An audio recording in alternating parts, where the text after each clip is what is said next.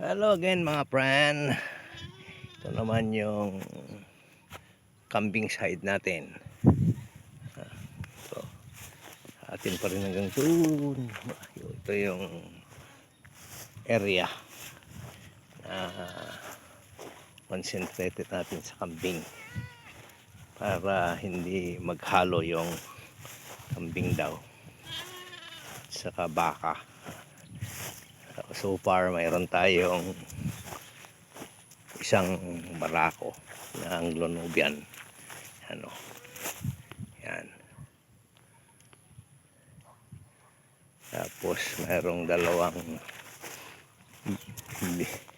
bisiro. Tapos mayroong 5 na inahin. Yan sila. Yan. Ang buntis.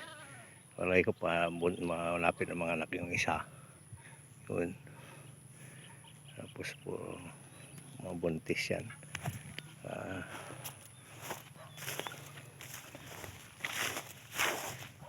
Ito kalawak yung kanilang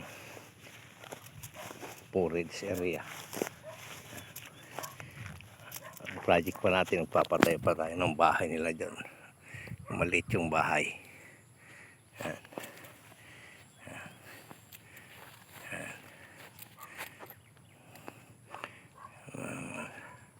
Bahay nila hanggang doon. At i-extend pa natin hanggang doon sa may kakahuyan. Pag lumami na sila. Para happy naman sila sa hindi sila na sa pagkain.